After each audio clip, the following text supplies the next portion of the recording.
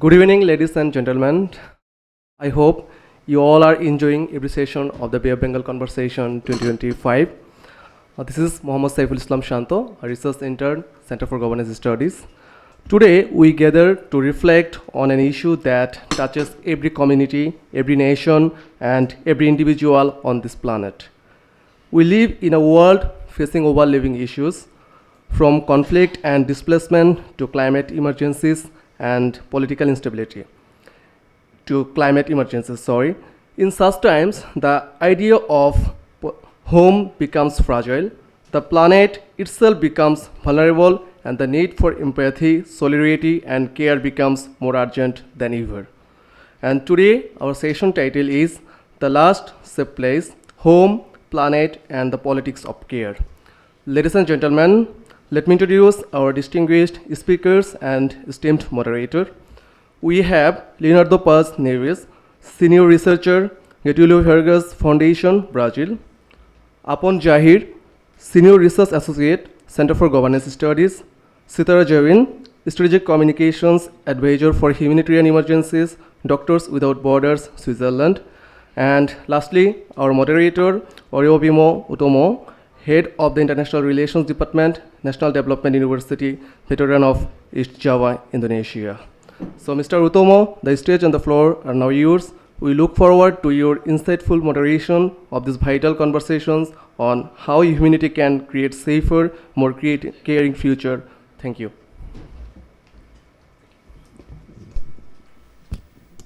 Check. Okay, good evening everyone. Okay, my name is Arya Bimotomo. I'm currently serving as the head of the Department of International Relations from Universitas Pembangunan Nasional Veteran Jawa Timur, Indonesia, and I will be moderating this session. First of all, I would like to welcome you to our session called The Last Safe Place, Home, Planet, and the Politics of Care. So, distinguished speakers, welcome. And before we begin, I would like to begin with an introduction. First, the world as we know is ever-changing. As globalization intensifies, everyone is looking for ease and safety. As globalization opens up new opportunities, increases the movement of the people and the capitals and economic and many things that we are currently knowing, it also poses several new challenges on ethics, environment, and migration.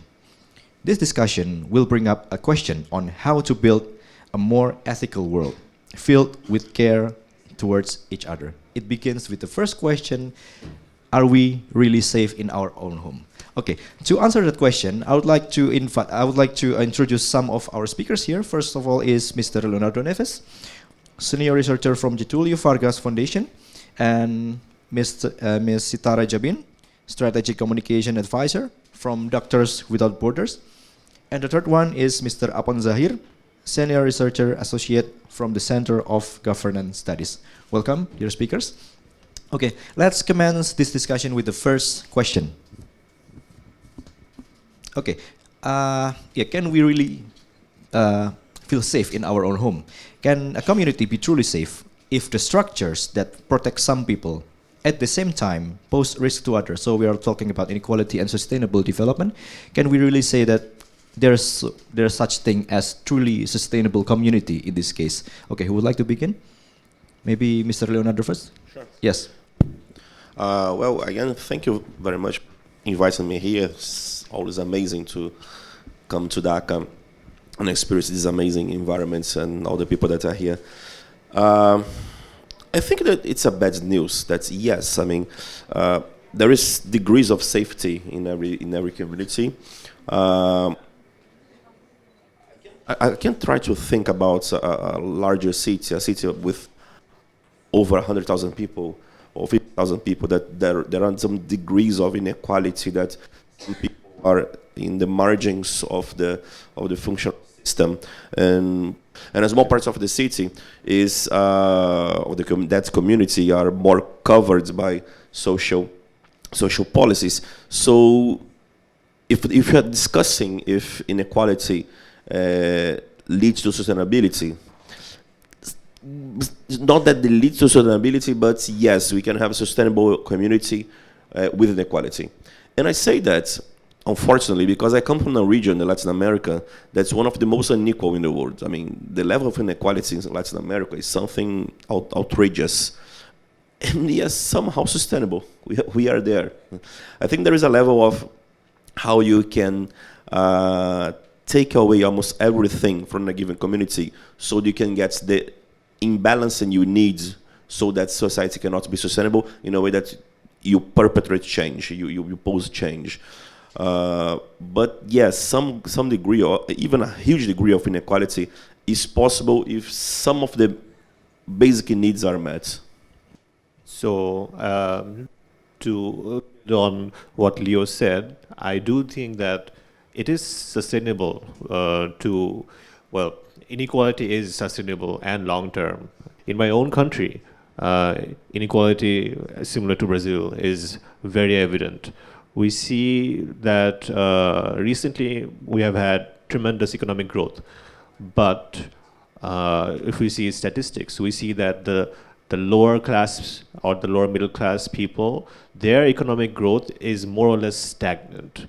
It's the top 1% or the top 10% who are experiencing most of the economic growth and the benefits that come from that. And that system has sustained for over 50 years. And even though a revolution has happened, I don't see that changing anytime soon. But the question was not only about inequality, right? It was also about access to justice. Yes. I think that point, access to justice, is less sustainable because if there is a lot of discontent in society about access to justice, and if there is very clearly perceived injustices happening, for example, drawing from the mass uprising that happened in my own country, that resulted not out of simply a need to resolve inequality. It came because there was systemic injustice being done against people. And not only was the injustice not being solved, it was being pushed under the rug, and oftentimes it ended up with people getting killed. Oftentimes, it ended up with extrajudicial killing. Often, it ended up with people getting enforced getting disappeared, just to solve problems that they couldn't solve through legal means.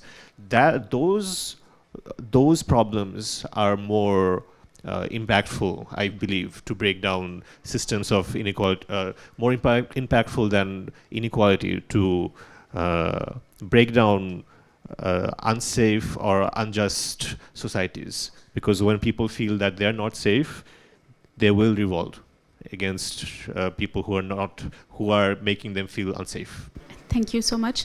So I'm from Pakistan, and if I talk about the society in Pakistan, there is no black and white answer whether it is safe or not safe, because it depends what do we define as inequality, what do we consider a danger or a risk, because it might be one community might be okay in a certain situation, but another community in the same area may not.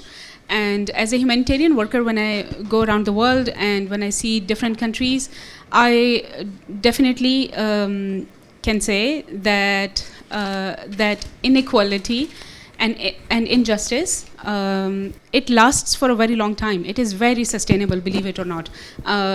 We have seen situations like talking about humanitarian crises, for example. There are crises that are decades old, and there are terminologies. There is a term for it. It's called forgotten conflicts or forgotten crises. And if you go to Kenya, for example, you would see refugee camps like Dadaab of Somali refugees that has been there for decades. I mean, I grew up in Pakistan. When I was a child, there were between 5 to 7 million Afghan refugees in Pakistan at that time, and many of them were in the camps. And you still have Afghan refugee camps in Pakistan like 40 years later. So, it's unequal, it's injustice, but it has survived for such a long time that I think, as horrible it is as it is, but it's very sustainable, unfortunately, unless there is a decisive effort to change it, and it does change, and it has changed in some parts of the world, but overall, yeah, unfortunately, I don't have any good news for you. Okay, thank you. Okay, any addition? No, okay, let's proceed to the second question. So, we have seen that our speakers here have lots of experience with the field work. So, my second question would be, okay, yeah, how do you envision a model of an empathetic government? Do you have some sort of idea of how an empathetic government should work, or according to your experience so far, what can be done in order to make our global government more accountable and more just for everyone? Maybe I can begin with Ms. Chitara Jabin. Would like to add first? Thank you so much. I mean, when we talk about governments that have empathy, again, it's a very broad term, and it depends how you define it. But what I have seen in my experience, I have seen governments that are maybe not the strongest and not the most resourceful in the world, but they do have a way of governing with empathy. I would like to give an example of Chad, for example. So, you know, in 2023, when the war started in Sudan, and there was a big massacre in West Darfur in Sudan, and there was a lot of people, like more than 500,000 Sudanese people from West Darfur. They just crossed the border into the east of Chad, and they arrived in this little town. This town is called Adre. If you look it up on the map, you would see it's a very small town where, you know, hardly 50,000 people used to live until then. But imagine 500,000 people crossing from across the border within a span of a few weeks, not even months, and all of them arriving with nothing and just, you know, installing themselves in the Sahara Desert. And it was a very chaotic situation. It still is 2 years later, unfortunately. But speaking of empathetic governments, for example, so the Chadian government, what I noticed was that Chad, although was a country that was already struggling with a lot of challenges before this crisis, and they had a lot of internal challenges, like up to 1 million people in the country were either displaced or they were refugees already in the country, and then 500,000 more came over. But the Chadian government did not create any hurdles for humanitarian organizations to assist these people. And even today, like it was very easy at that time, because normally, I mean, it sounds as probably nothing special, and it sounds like the most logical thing to happen, but it doesn't happen. You know, in most situations, in most countries where we work in emergencies, it's very hard to get all the right approvals from the government, you know, registration in the country, and all the permits on movement. There are restrictions on movements and how to deliver aid, which areas you can and cannot go to, and whatnot. So none of that was imposed from the Chadian government, which made it very easy for organizations like ours and many others, UN agencies, that were able to scale up a humanitarian response. Otherwise, imagine people sitting in the desert where there is not even drinking water, and I'm talking about a population of more than 500,000 people. If there was not emergency humanitarian aid made available to those people, they would have died. There was no other possibility to survive. And if it was not for Chadian government to facilitate that, that would not have happened. So 2 years later, those refugees are still there, and it is still a massive emergency, and you have many organizations still working there. But I think this is an example where we don't often think of governments like Chad when you think of an example where somebody made something possible for refugees. So this is an example that when I look at it, I mean, it does give me hope, and it is actually possible. If we want to do that, it's possible to do that. Okay, Mr. Zahir, would you like to add some points from your experience, maybe? Thank you.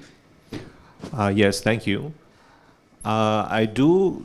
Well, that was an amazing example of empathy, particularly from a government. And it's very sad to think that that very rarely happens. But I think examples like those are so uncommon. Why governments usually do not, why governments are more eager to turn away boats and turn away refugees is because they're protective. They're protecting their own interests, their own vested interests. I think there was a saying that it's something like, it's more about politics. In order to make empathic government, we need to design systems where even if we put the wrong people in power, they're forced to do the right things. And such a system, obviously, well, we can say that a true democracy can be such a system. But unfortunately, that doesn't exist yet. It's still very theoretical. I personally do not believe all democratic countries have their own problems. But if we can design systems where more voices are incorporated in the decision-making process, if there is more accountability in governance, if just more diverse people can have their say, then we can have more perspectives, and we can actually, the level of care we have for people will increase by default, because, well, the ruling class of people, if like, let's say if we were all kings, right, and none of us were slaves, we would all treat each other with respect. We would all treat each other humanly. But because of the inequality that we talked about in the first round, that inequality creates a disassociation in society. People in power exercise power unquestioned. People who, the normal people, they usually are too afraid to speak up against those who are in power. And because the people in power they remain unchallenged, they can do really horrible things. They can do really horrible things to stay in power. Once again, giving an example of, a negative example, I suppose, of lack of empathy in government. During the July mass uprising, it was the previous regime that decided to give the shoot to kill order. That movement started just as a way to resolve a quota issue in government jobs. It was that simple. It was just a movement to resolve the quota issue, the freedom fighter quota issue, but it ended up with thousands of people dead because the government decided it was easier to kill people than to resolve problems, than to just talk to people. That kind of difference, that difference in power between people and governments, as long as that exists, I do not think it's really possible to have empathic government. So empowering the people has to be probably the first priority in trying to reform a government that is empathetic. Okay, thank you, Mr. Apon Zahir. So next, Mr. Leonardo. Again, I would like to reiterate the question. How do you envision a model of an empathetic government, maybe from your experience? Thank you. Apon has already touched upon a very important principle, that is bring more people to the decision-making process. I think that's, of course, is key. But unfortunately, it's not enough. And, I do think that's accountability, the judicial accountability. It's also key. Because, I mean, bringing more people back to the table, I mean, yeah, they can help, they can participate in decisions somehow. Not necessarily they can be consequential, but they can be participants of the process. But the problem is, and I think most of us, most of the developing countries, we face a level of corruption that's somehow unacceptable within governments and ruling elites. And it's part of the problem, because, I mean, one of the things that we have, democracy is an amazing system. I mean, I'm a Democrat. I'm a liberal Democrat, but in theory. But the thing is, there is a huge problem in democracy, that you have a constant struggle for power every 4 years, 6 years, 5 years, depends of the country. And that's poses a challenge, because one of the things that I think that the democratic system has been imposing on us is short-sightedness. I mean, every policy has to be short-sighted, because you are only targeting the next election. So we have a saying that it's very difficult for a given politician to build something that the building process takes more than 4 years, because if you start on the first year, only will be ready on the first year of the next government, and everybody wants to cut the ribbon of your own construction. So what are the incentives that I have to give something, but probably give something to my opponents on the next legislature? So I think one of the things that we have to have, it is difficult, it's not easy, is to have a more long-term view of policy. Within the democratic system is very complicated. The example of the German government is quite interesting because I was involved in that somehow. After the Fukushima accident, the nuclear reactor in 2011, I guess, basically all the political parties in Germany decided to abandon nuclear reactors. They decided to abandon nuclear energy at all from their governments. And they created a program for 50 years. I mean, in 50 years, they were phased out from nuclear to renewable. They weren't able to do that because of many different issues, of course, because of the war in Ukraine. But the thing is, to achieve this level of consensus in a given subject and work that's 50 years' time, it's almost unheard of in democracies. So I think one of the biggest issues that we have, one of the biggest challenges that we have, is back to the beginning, make ruling elites, especially governments, accountable to their acts in a way that we can perhaps create a framework to then they have to thinking longer term. Because if you're thinking longer terms, I think we can address, as I said, what I think is the most important thing to create a more just society is tackle the basic needs of the population. Thank you, Mr. Leonardo. Any addition to the answer? Okay, thank you. Let's proceed to the next question. I pinpointed some interesting thing.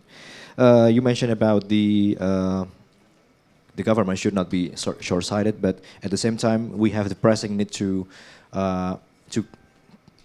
follow up, to catch up with the globalization. So my question would be, the next one would be, how do we, as long as we cannot change the system yet, how do we encourage local actors like cities and local communities or your immediate circles to act amidst the pressing need to make the access more equal? How do you view? How do you encourage the local communities in this aspect of the issue? Maybe I would like to begin with Mr. Apon Zahir. That's a very difficult question, because if you knew the answer, we would not be here talking about this. Yeah.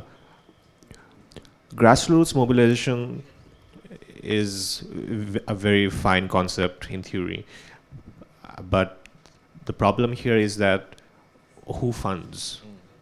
Okay, who funds it? Like whatever movement starts, you always need money, and that's the root of the inequality, right? There will always be vested interests in any kind of grassroots movements. There will be some people trying to gain power, some people trying to co-opt any movement to either retain or to co-opt power by themselves. To create a genuine kind of movement among people to just tell the government to be more empathic, well, that would require a response to something very big. For example, as Leo pointed out, there are examples of people coming to unthinkable consensus in times of crisis. But you would need that time of crisis. Let's say a big disaster happens, an earthquake, or maybe a genocide. Historically, we have always seen that people have come to let's say the creation of the Universal Declaration of Human Rights.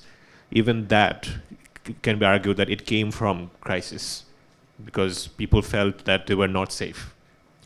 So, in short, it feels like when there is a critical mass of people that feel that, okay, something has to change. We are dying, we are not safe. Only then can there be some kind of consensus, some kind of policy that, like, this is the line on the sand, we are not going to cross this line. But even that would probably be temporary. because then you'd find loopholes, and then you'd find you would struggle to implement those things in a manner that is just to all. So it's a very difficult question. Yeah. No clear answer. I'm sorry. Yes. Maybe, Mr. Leonardo, could you add some your points, maybe? Okay, yeah. If I understand the question, I would say that grassroots movements are not the ends, they're the means. I think the grassroots movements are very interesting in identifying leadership. You can, within some communities, you can find some people, women and men, that can rise above, and then perhaps they can represent their societies, they can find solutions, and within this spectrum, they can be launched to local politics, national politics, or state politics, or whatever the country it is. So, and I think that's it interesting. It's a breeding grounds of leadership, responsible leadership that is quite useful. So, in oppose to traditional political party, that you have to enter in the political party, and then, you rise above, you rise on favors. So I think grassroots movements are a means to promote leadership, which is very interesting. The other means, the other function of grassroots movements also is identifying problems. I think that's also key, especially in national level, because again, you have some different regions with some different problems. It's difficult to governments to have a keen understanding of what's happening in the ground, especially if you live in a large country as mine own, that the capital is thousands of kilometers far away from the many different regions. How a president in Brasilia can know what's happening in the center of the Amazon forest? So it's not trivial. So if you have grassroots movements, you can irrigate knowledge, irrigate information to those local leaderships, and they can move up this information. And perhaps if you have good social infrastructure of movements, those issues can reach state governments and then national governments, and then we can, if those national governments are builds appropriate, they can draw those conclusions more easily from this information. So I think grassroots movements, they're not an end to this situation. They're a very powerful means, but they have to be empowered. They have to be put in a place that they can contribute. Okay. Ms. Sitara Jabin? Yes, I would like to continue from what Leo said. I think in addition to this type of empowerment from the grassroots all the way up to the national level, I think international institutions were created for this purpose, that there has to be some kind of a governance system internationally, and there has to be some kind of rule of law internationally, and we all agree as human beings on certain standards that yes, this is what we consider human rights, this is what we consider the minimum living conditions for every human being on this planet. And as long as those systems are not enforced, and as long as we keep taking this very selective approach towards international law, not just national law, but also international law, I think we will not find a solution.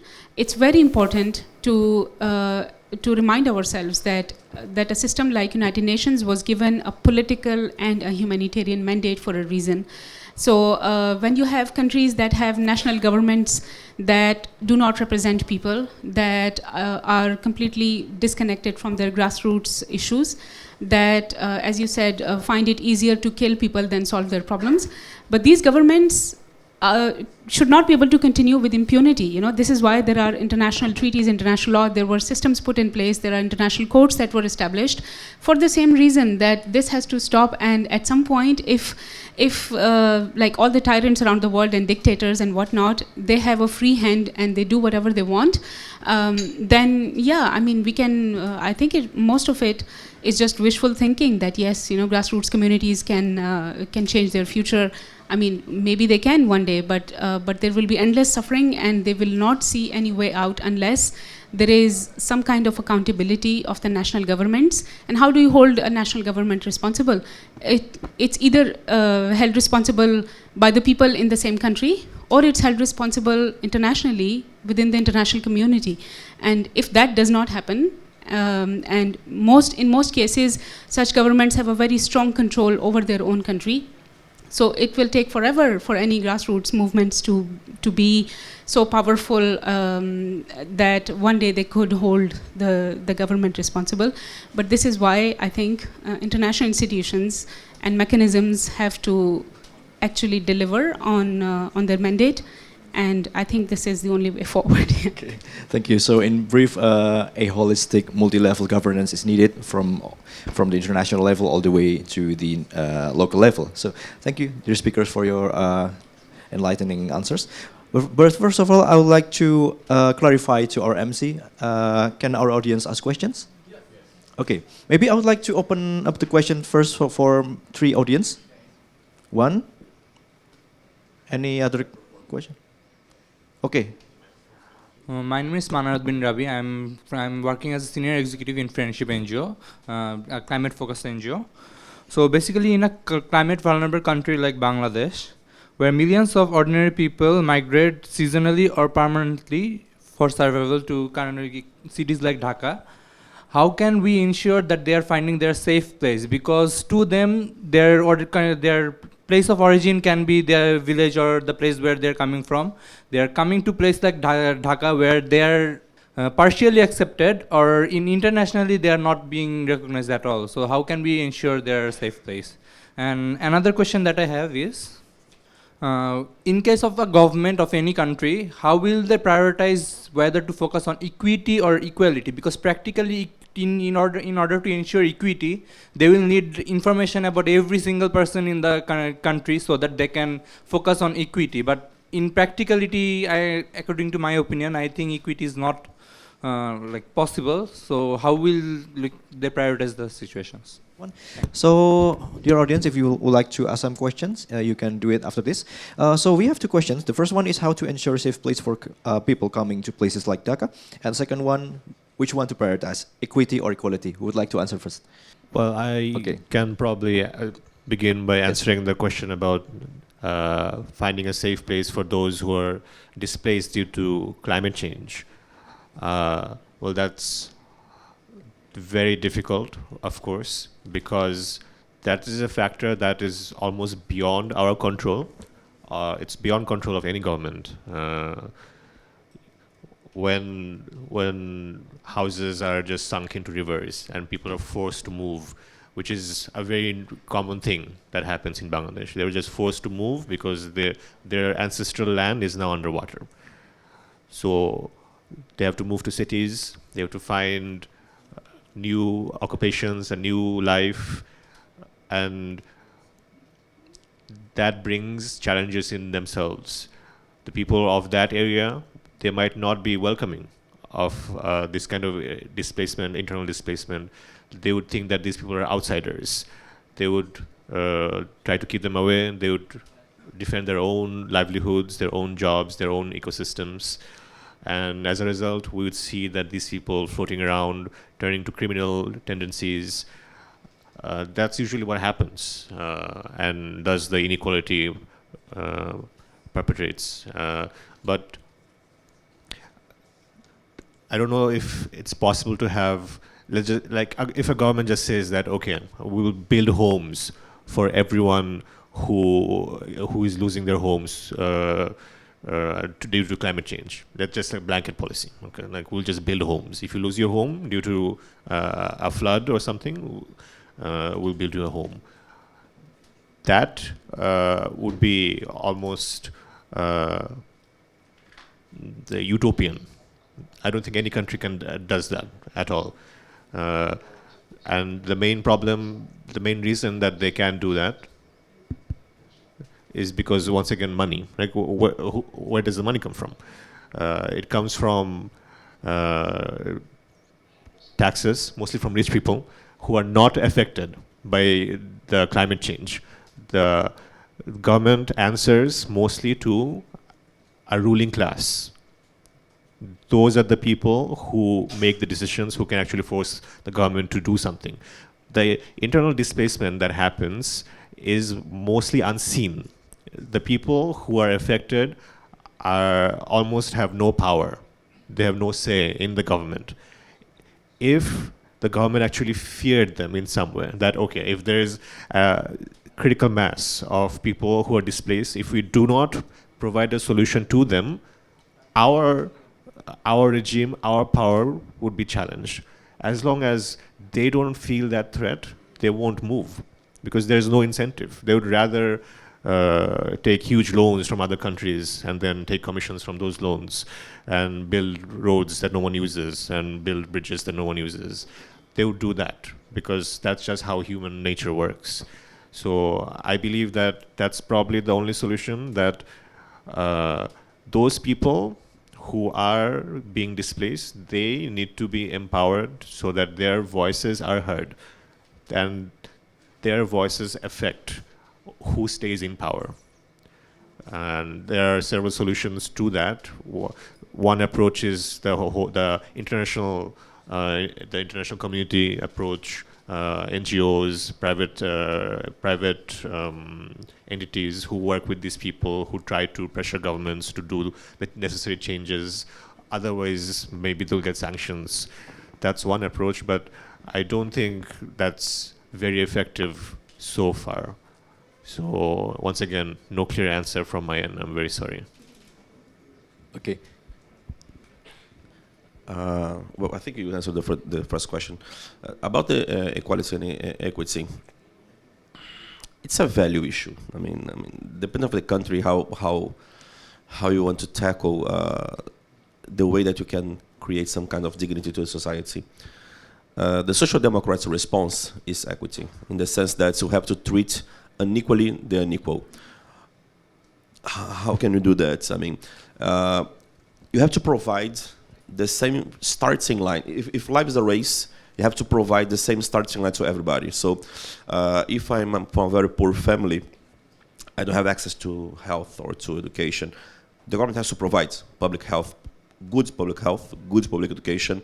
I'm not saying the best one, the Doha kind of hospitals and Harvard's kind of colleges. I'm not saying that, but a good college, a good school, a good college, a good hospital, in a sense that that come from a poor family, I can have the tools, the opportunities to build my future by my own. So that's the idea. Of course, if I am a son of a millionaire, I'll probably study in Cambridge and I'll be better equipped to do that.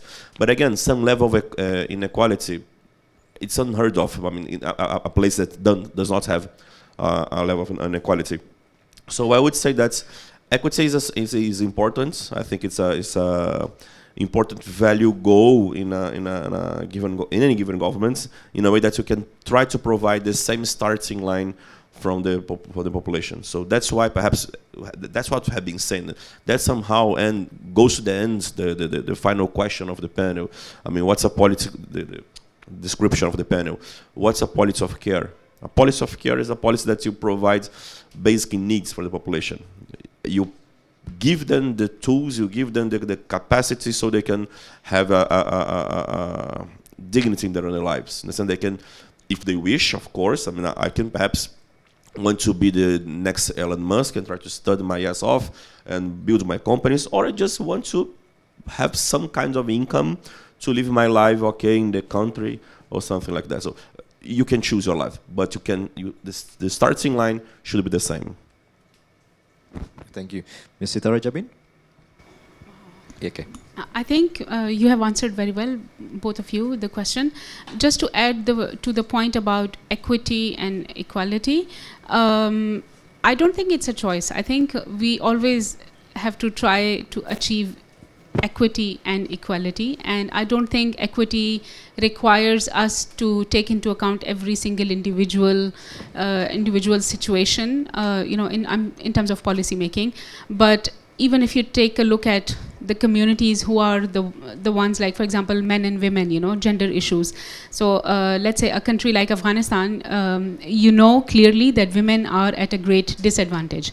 So I think this type of information is more or less available in every society, in every situation. You always know who are the most vulnerable groups, and if we just go by that formula, I think policies can be very equitable if we prioritize always the people, the communities who are at the most disadvantage.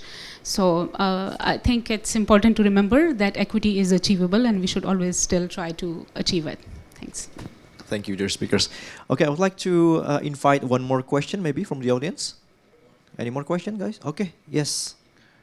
Yes. Hello, good evening, everyone.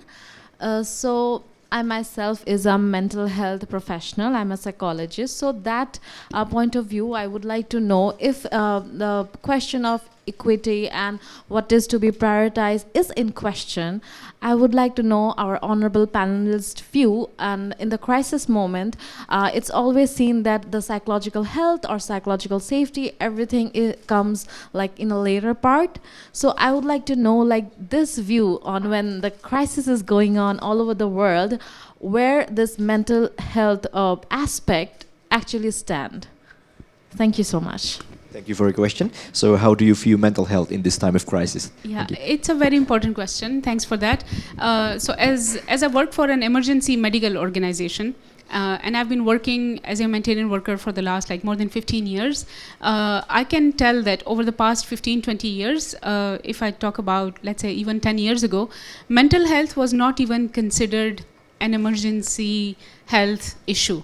It did not exist, and the concept of emergency medical services always included like, if somebody needs an immediate surgery, or if you need blood, or like how to save your life, and that's it.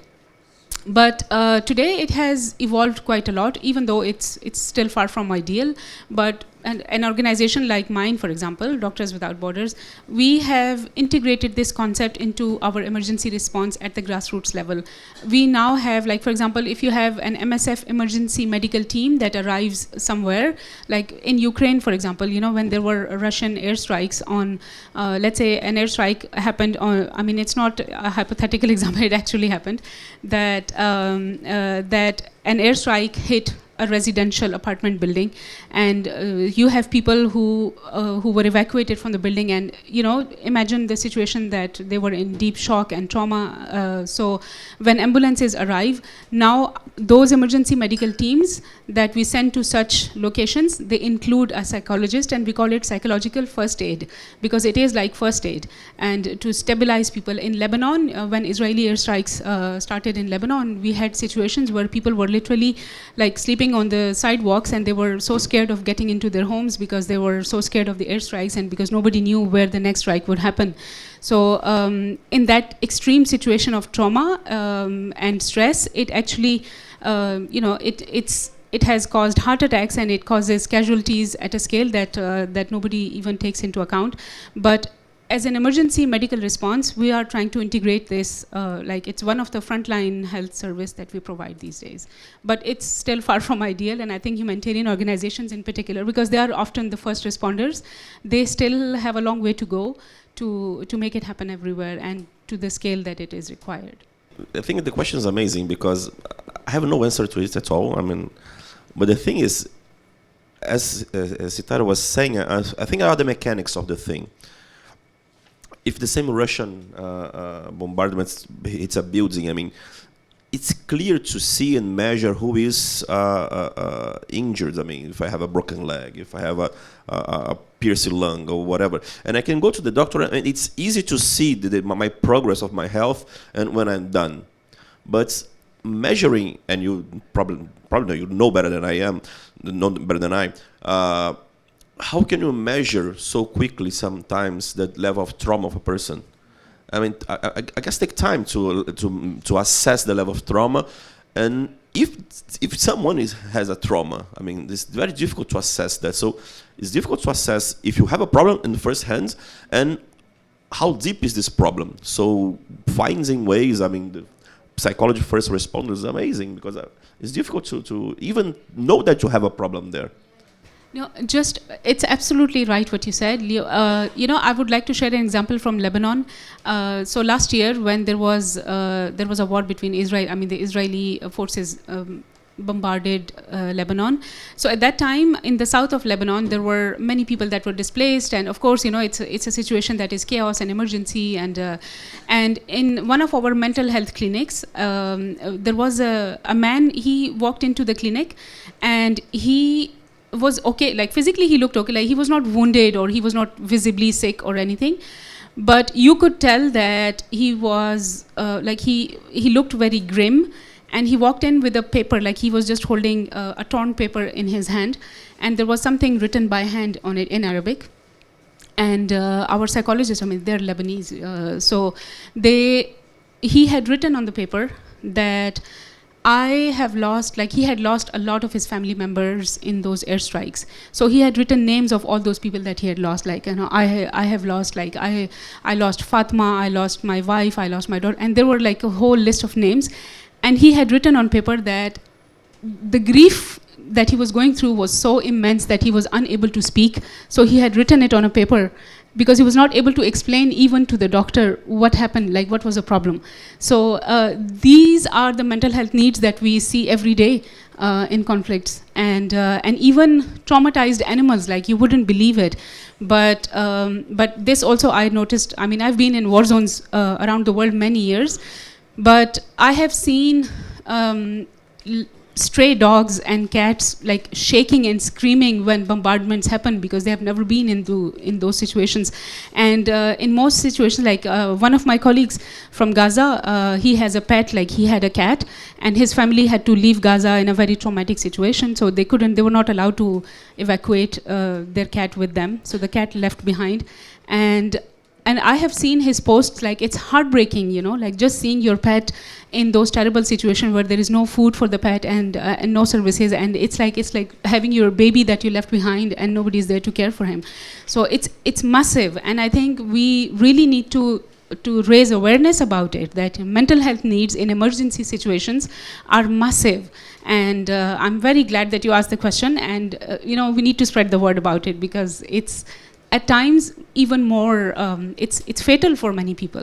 Some people just don't survive the stress that they're going through. So yeah, thank you. Thank you. Mr. Aponzar, would you like to add something? Yes.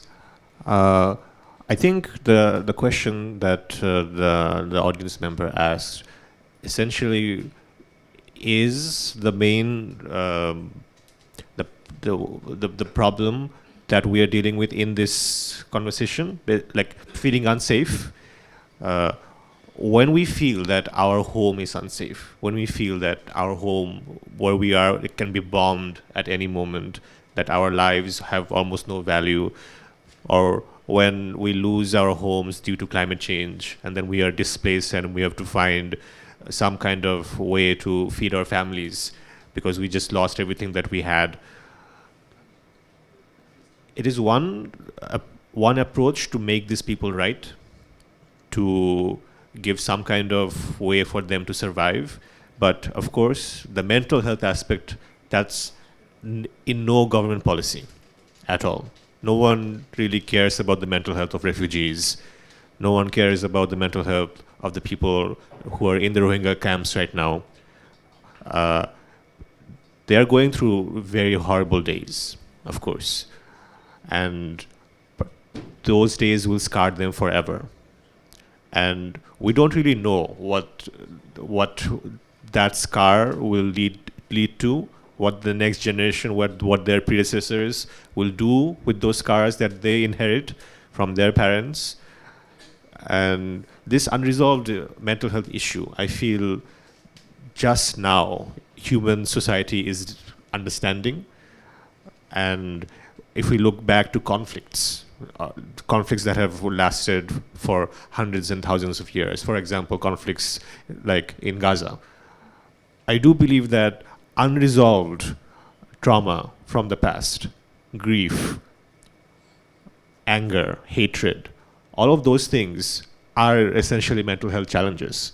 If you don't resolve, when a population feels that they have been wronged and they have anger towards some group, some party, some other ethnicity, that cannot be sustainable. that will always result in conflict, that will always result in bad things happening. So learning to process all of these things, we are just beginning to understand. So that question is probably the most important question that you can ask on what we can do to make our homes feel safe. Thank you. So again, thank you for your question. I think we still have time for one more question before we conclude this session. One more question. Anyone would like to ask? Okay, well, I see that's enough. So I know it's quite an intense discussion we have today with some grim realities that we are discussing at the moment, but let's conclude this session with something more wholesome and optimistic. Let's shift the tone a little bit. So I would like to ask for a concluding question. How should we, as world citizens, redefine care, or at least the politics of care? How do you view the politics of care, and how can we enforce it as our spirit for the future? Okay, maybe this can be your closing question for the session. Okay, who would like to begin first? More or less, I have already tackled that, in the sense that I think that an important care policy is a care that you can tackle basic needs. I mean, if you can allow basic all segments of a given society the same starting line on the basic needs, health, education, leisure. I mean, it's the thing that perhaps can bring to a more equal societies. And again, I completely agree with Sitara. The biggest challenge is taking those policies to those more vulnerable. And not only saying, when I think about my society in Brazil, those that are more vulnerable, they are more vulnerable because they are poor, basically. But there are some societies, and probably, I don't know if you know better than me on any given country, some vulnerable societies, they are outcasts. They are aligned from the government. I mean, the central governments are sidelining them because of their race, because of their religion, because of their background, clan, or whatever. So, and that's even more difficult. There is identitary issue here. So, again, a policy of care for me is a policy that the government has a more longer-term view, and that's are focused on tackling basic needs. Thank you for your answer. Okay, next. Well, I believe that in order to have a politics of care, people would need to care. If you do not care about the homeless person on the street, if you do not care about people getting displaced due to climate change, if you do not care about those being bombed in Gaza because they're too far away, or those in the Rohingya camps because, well, you don't really want them in your country anyways, if you just do not care, you cannot have a politics of care. In order to have policies that are care-based, people would need to have that foundation, that these are the points that we will be united on.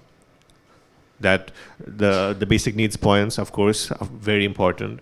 And also about, I think, another thing that we need to consider when thinking about policies of care is dignity, human dignity.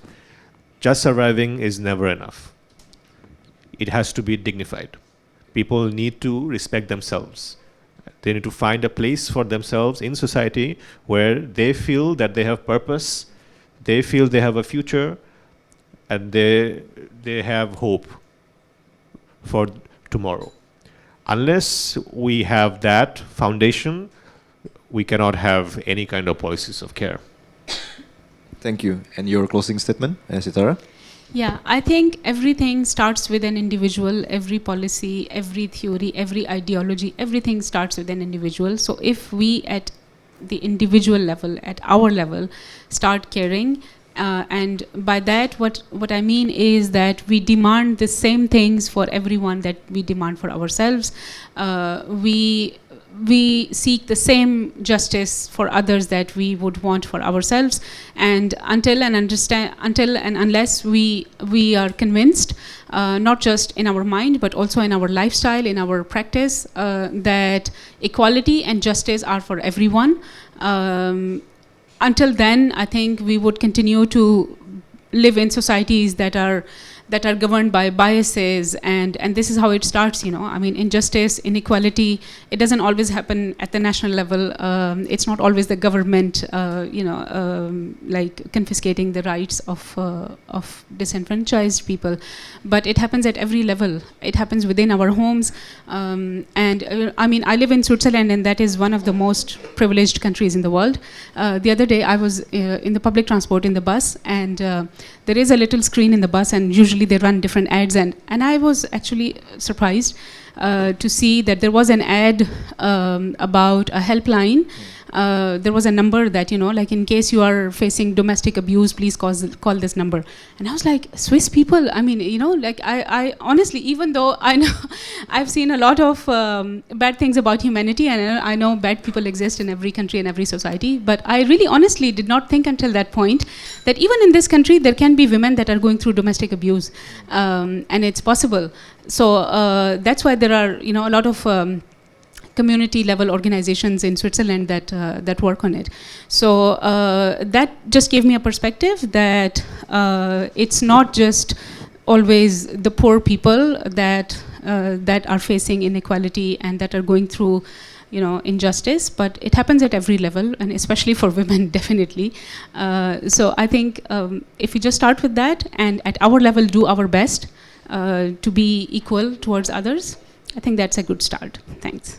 Okay, thank you. And please give a round of applause to our speakers here. Okay, thank you, Leonardo, Apon, and Sitara. So let me make some conclusion for this session. First of all, care is a holistic concept.